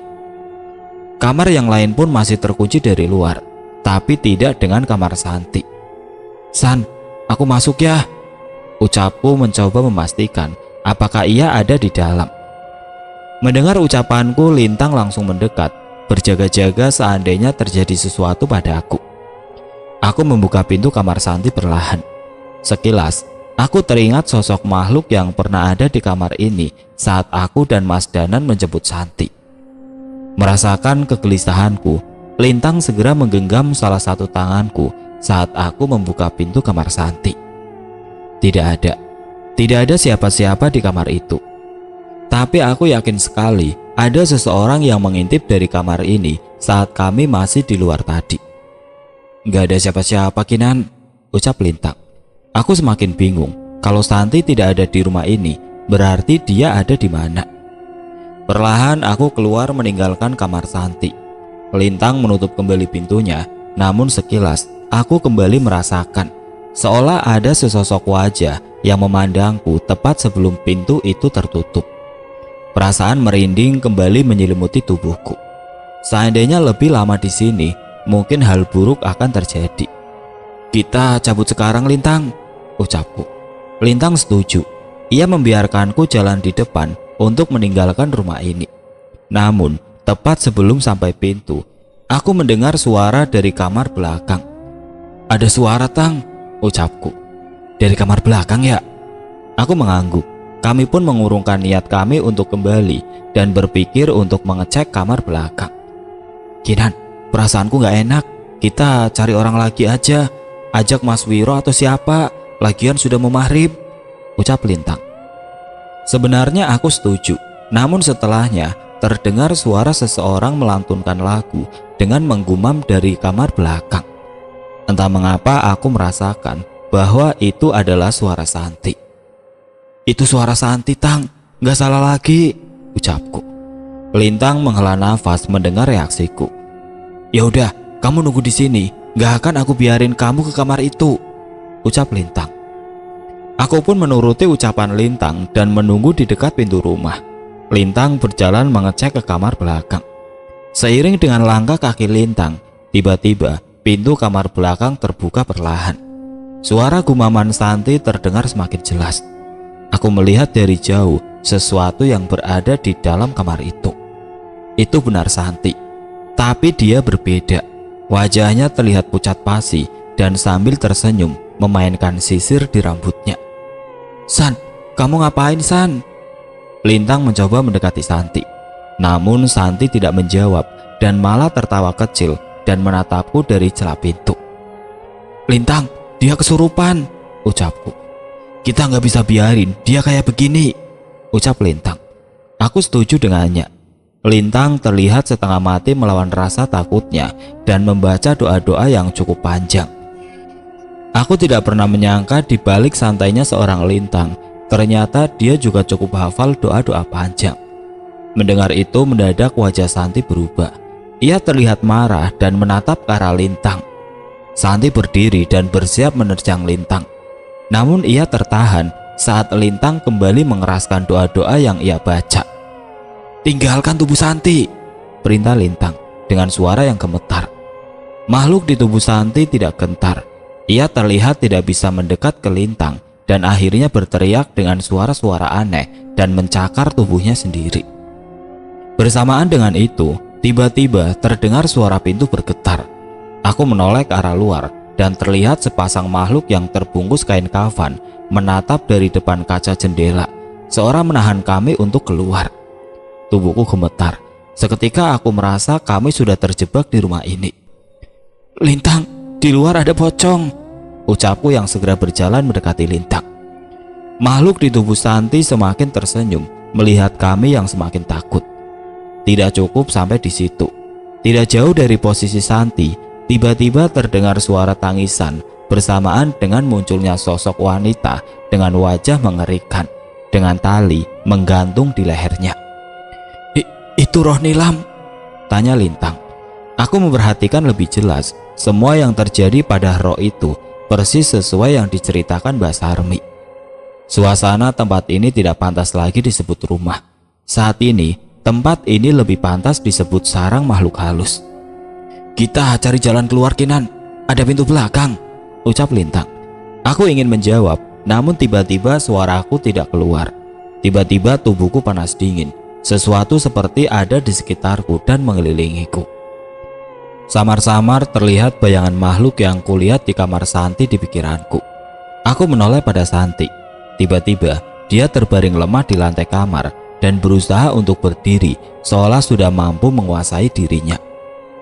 Lintang, tolong. Aku ingin berkata seperti itu, namun kata-kata itu tidak keluar sama sekali. Anehnya, wajahku tersenyum sendiri dan mengeluarkan tawa yang aneh. Makhluk yang merasuki tubuh Santi kini mencoba merasukiku. Kinan, kamu kenapa? Lintang yang menyadari kondisiku segera menghampiriku yang hampir terjatuh. Wajahnya terlihat begitu khawatir. Ia berusaha menahan rasa takutnya dan membacakan doa sambil menggenggam tanganku. Aku terus membaca doa yang sama dalam hati, berusaha bertahan agar makhluk ini tidak menguasai tubuhku. Tapi yang terbentuk di wajahku hanyalah senyuman aneh dari makhluk yang merasukiku. Keadaan semakin parah ketika sosok pocong yang sebelumnya ada di luar kini melayang mengelilingiku dan Lintang dan menatap kami dengan wajah mereka yang mengerikan. Bau busuk tercium di ruangan ini. Sepertinya keberadaan pocong itu yang membawa bau ini. Aku melihat wajah Lintang yang mencoba memberanikan dirinya. Ia terlihat tidak berniat meninggalkanku sama sekali. Dengan pocong yang mengelilingi kami, aku yang kesurupan, sosok roh nilam yang terus menatap ke arah kami. Lintang masih terus di sini dan membacakan doa-doa untuk melindungiku. Keadaan semakin mencekam ketika kaca-kaca jendela mulai bergetar dan suara benda yang pecah dari arah dapur. Suara langkah kaki pun ikut mendekat ke arah kami. Aku hampir tidak dapat mempertahankan kesadaranku. Namun sebelum aku kehilangan kesadaran, tiba-tiba terdengar suara pintu terbuka dengan keras. Bener Mas, ada orang. Aku kenal suara itu. Itu suara Mas Wiro. Terdengar langkah beberapa orang juga ikut mendekat. Saat itu aku melihat senyum di wajah Lintang. Kalian hebat, bisa bertahan sejauh ini. Aku tahu itu adalah suara Mas Cahyo. Ia membacakan doa seperti yang kami bacakan sebelumnya, namun ia membaca dengan lebih tegas dan seolah ada ketegaran yang kuat di setiap kata-katanya. Seketika aku kembali bisa menguasai tubuhku. Kini sosok kuntilanak itu menjauh bersama sosok pocong yang mengelilingi kami. Makasih Mas Cahyo, ucap Lintang yang segera membawaku mundur ke belakang mereka. Mas Cahyo membantu Santi yang masih terlihat lemah untuk menjauh dari kamar belakang. Sudah, tenang saja, habis ini semuanya akan kembali tenang, balas Mas Cahyo. Tidak berapa lama aku melihat Mas Danan datang menyusul masuk ke dalam rumah. Ia bersama dengan seorang perempuan yang umurnya lebih tua dari kami semua. Mereka langsung masuk menuju kamar belakang dan wanita itu memperhatikan setiap sisi rumah ini seolah berusaha mengingat sesuatu. Matanya terlihat berkaca-kaca menahan tangis. Itu siapa? Tanya aku pada Mas Cahyo. Dia orang yang meminta tolong pada kami untuk menyelesaikan masalah ini, jawab Mas Cahyo. Aku tidak menyangka ternyata keberadaan Mas Danan dan Mas Cahyo di tempat ini bukan kebetulan, melainkan ada seseorang yang meminta bantuan mereka. Dia siapa? Tanyaku yang masih belum puas dengan jawaban Mas Cahyo barusan. Mbak Vera. Mendengar jawaban Mas Cahyo, seketika aku dan Lintang menoleh ke arah kamar itu, menyaksikan apa yang ada di sana. Mengetahui Mas Danan dan Mbak Vera mendekat, Sosok hantu di rumah ini terlihat marah dan mencoba menyerang mereka berdua. Namun Mas Danan tetap tenang di sisi Mbak Vera. Mas Cahyo hanya berdiri menatap semua makhluk itu dengan wajah yang kesal. Dan seketika terdengar suara auman hewan buas menggema di rumah ini bersamaan dengan kemunculan bayangan menyerupai kera raksasa. "Sekali saja kalian menyentuh temanku, akulah yang kalian lawan." Mas Cahyo memberi ancaman yang membuat semua makhluk di ruangan ini mundur. Aku takjub dengan apa yang ia lakukan. Makhluk yang dari tadi membuatku dan Lintang dalam keadaan bahaya bisa ketakutan hanya dengan gertakannya. "Nilam, ada yang mau ketemu," ucap Mas Danan. Sebuah doa dibacakan Mas Danan sambil menyentuh kepala Mbak Vera. Seketika Mbak Vera seperti melihat sesuatu. "Maafin aku Nilam." Suara Mbak Vera terdengar parau, mencoba menahan tangis melihat sosok Nilam saat ini. "Aku udah ngebuat kamu sampai seperti ini. Maafin aku Nilam." Kali ini Mbak Vera tidak dapat menahan tangisnya hingga air mata menetes di lantai rumah itu. "Mas Danan, Mas bisa nolong Nilam kan? Apa yang harus saya lakukan supaya Nilam bisa tenang?" ucap Mbak Vera setengah memohon pada Mas Danan. Mas Danan tersenyum dan menatap ke arah Nilam. "Nilam sudah memaafkan kamu sejak dulu," ucap Mas Danan. "Maksud Mas Danan?" "Benar, aku tidak mengerti maksud Mas Danan. Kalau memang Nilam sudah memaafkan Mbak Vera, kenapa Nilam masih gentayangan? Dan kenapa harus membawa Mbak Vera ke sini?" "Roh Nilam tidak bisa tenang karena setan-setan yang dikirimkan melalui santet oleh keluarga Bira masih menahannya di sini. Merekalah yang mengganggu penunggu kos dan membakar dendam roh Nilam," jelas Mas Danan. Aku menoleh ke arah Mas Cahyo, berharap ada penjelasan lain darinya. Sebenarnya mudah untuk membersihkan sisa santet ini setelah menemukan perantaranya. Tapi sebelum menolong mereka yang telah tiada, lebih penting menolong mereka yang masih hidup, ucap Mas Cahyo sambil mengarahkan matanya ke arah Mbak Vera. Roh Nilam mendekat ke arah Mbak Vera. Mas Danan membacakan doa pendek dan seketika wajah roh Nilam berubah. Wajahnya terlihat cantik tanpa luka di wajahnya. "Dendamku hanya kepada Bira dan keluarganya. Aku hanya ingin kamu tahu bahwa aku tidak menaruh dendam padamu. Kita teman, jadi jangan merasa bersalah lagi." Itu yang mau Nilam sampaikan, ucap Mas Danan. Seketika raut wajah Mbak Vera berubah. "Setelah semua yang aku lakuin, kamu masih nganggep aku teman," ucap Vera. Roh Nilam mengangguk sambil tersenyum. Sekali lagi air mata Mbak Vera tertumpah dengan suara tangisan yang memenuhi ruangan. Semua yang ada di ruangan ini pasti merasakan sakitnya beban yang Mbak Vera tanggung selama ini. Mbak Vera sebelumnya sudah mau bunuh diri. Rasa bersalah menghantuinya, bahkan walau sudah terlewat bertahun-tahun, ucap Mas Cahyo. Akhirnya aku mengerti. Tujuan utama Mas Danan dan Mas Cahyo adalah menyelamatkan Vera dari rasa bersalah yang menghantuinya. "Sudah Mbak Vera, kita anterin Nilam supaya bisa tenang ya," ajak Mas Danan. Mbak Vera pun mengangguk dan Mas Danan memimpin untuk membacakan doa. Kami pun mengikutinya dengan harapan setiap doa kami bisa mengantarkan Nilam untuk beristirahat dengan tenang setelah semua siksaan yang ia alami selama hidup dan matinya. Perlahan roh Nilam menghilang dari kamar belakang dan menyimpan banyak cerita mengerikan itu. Aku menarik nafas lega mengetahui akhirnya masalah tentang Nilam bisa selesai. "Mas Wiro, Mas Lintang, bisa bantu bawa mereka ke tempat yang aman dulu. Masih ada yang harus kami selesaikan," ucap Mas Cahyo.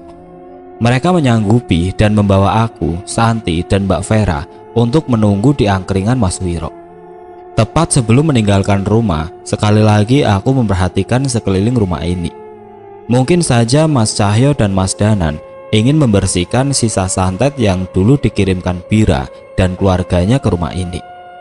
Aku menoleh terakhir kali ke arah dua pemuda itu. Seingatku, saat masuk tadi, aku tidak melihat Mas Danan membawa benda apapun. Tapi kenapa tiba-tiba sekarang ada sebilah keris di genggamannya? Mas Wiro menyajikan beberapa gelas teh hangat untuk kami. Sebagian posisi tenda ditutup agar tidak ada pengunjung yang datang selain kami. Setidaknya sampai kami semua mulai tenang. "Mas Wiro, pisang gorengnya sebakul ya." Terdengar suara Mas Cahyo yang memasuki tenda. "Sebakul? Itu perut apa gudang sembako?" Ledek Mas Danan membalas ucapan Mas Cahyo. Ternyata tidak butuh waktu lama untuk mereka menyusul kami ke sini. Mereka datang dengan santainya, seolah tidak ada kejadian besar sebelumnya. "Sudah beres masalahnya, Mas?" tanya Mas Wiro. Mas Cahyo duduk di dekat Mbak Vera dan melepas sarung yang hampir tidak pernah lepas dari bahunya. Ia menunjukkan beberapa benda dari balik sarung itu. "Ini perantara santet yang dikirim oleh Bira dan keluarganya," ucap Mas Cahyo. Aku berdiri dan memperhatikan benda-benda itu. Ada sebuah kain kafan dengan tanah kuburan di dalamnya, sebuah tusuk konde yang terbuat dari kuningan, dan benda-benda lain berupa kertas dengan berbagai tulisan. Melihat benda itu saja aku sudah merinding, bukan karena bentuknya yang menyeramkan, tapi karena masih ada manusia yang memiliki hati jahat yang memanfaatkan benda-benda dan ilmu seperti itu. "Mas Danan, berarti kosnya sudah aman untuk kami tinggali. Kita bisa tidur di sana malam ini?" tanyaku memastikan. "Sudah, tapi jangan lupa terus berdoa supaya rumah kos itu dijauhi sama roh atau makhluk yang berniat buruk," jawab Pak Cahyo. "Berarti sudah nggak ada makhluk halus di rumah itu?" Santi ikut memastikan. "Bukan nggak ada, tapi udah nggak ada yang akan mengganggu lagi. Penunggu asli rumah itu masih ada," jelas Mas Danan. "Ingat sosok menyerupai Mbak Rini yang memperingatkan Mbak Kinan sebelum kejadian kemarin? Itu adalah penunggu rumah itu yang mencoba melindungi kalian." Aku memang teringat kejadian itu. Seandainya itu memang benar, semoga saja keberadaannya tidak bersinggungan denganku dan penghuni kos lainnya. Malam itu aku dan Santi memutuskan untuk kembali tidur di kos dan memberi kabar ke Bude. Hampir semua yang diucapkan Mas Danan benar. Rumah ini sudah kembali nyaman, persis seperti alasan awal aku memilih tempat ini untuk ditinggali. Waktu menunjukkan pukul 2 siang. Aku sedang berada di motor Lintang menuju rumah Mbak Sarmi setelah menyelesaikan perkuliahan pagi. Dari jauh aku melihat Mbak Sarmi duduk menikmati udara segar di teras rumahnya. Kali ini ia melamun sambil tersenyum. "Permisi Mbah," ucapku sambil salim kepada Mbak Sarmi yang disusul oleh Lintang. "Ngelamunin apa Mbah?" tanya Lintang mencoba menggoda, namun Mbah hanya menjawab dengan senyuman. "Mbah sudah dengar ceritanya belum?" tanyaku. Mbah bergeser sedikit dan mempersilahkanku untuk duduk. "Nilam sudah tenang ya Nduk?" ucap Mbak Sarmi. "Iya Mbah." "Tahu dari siapa?" tanyaku heran. "Mas Danan sama Mas Cahyo ya?" ucap Lintang mencoba menebak. Mbah tersenyum lagi. "Kok kamu tahu?" tanyaku pada Lintang. "Lihat tuh, ada pisang setumpuk di sana. Sudah pasti itu bukan hasil panen Mbah.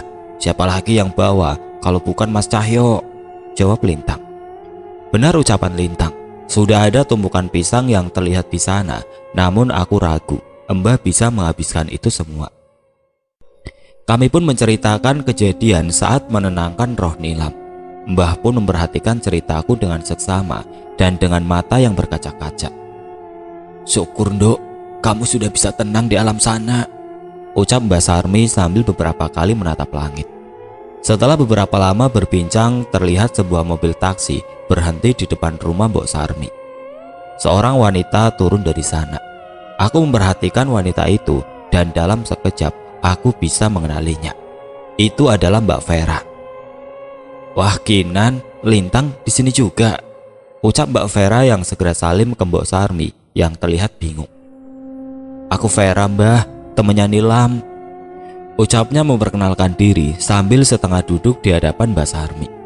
Mbak Sarmi mencoba mengingat dengan cukup lama hingga akhirnya ia tersenyum dan mengelus-ngelus rambut Mbak Vera. "Ya ampun Dok, sudah lama banget, kenapa baru mampir ke sini?" ucap Mbah.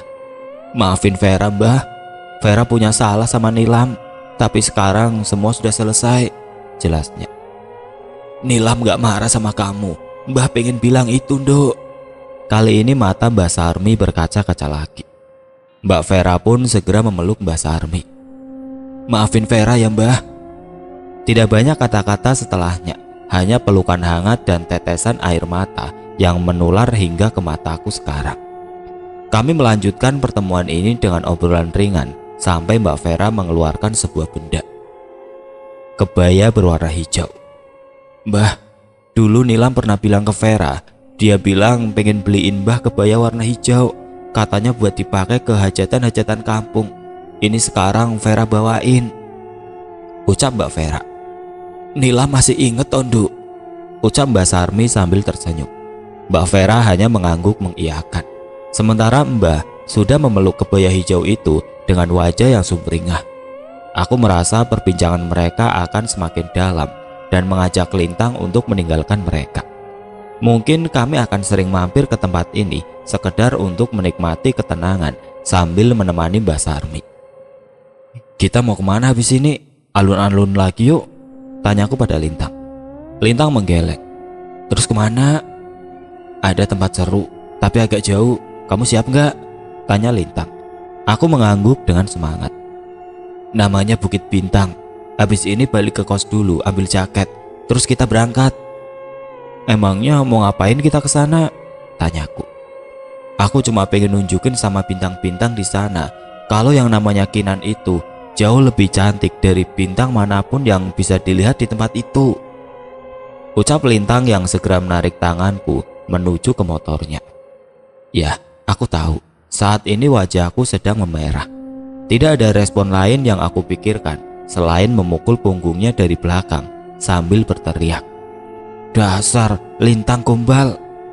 Aku tidak tahu apa yang dipikirkan Lintang, tapi sepertinya aku tahu. Kalau di balik helmnya itu, Lintang sedang tersenyum dengan reaksi saltingku.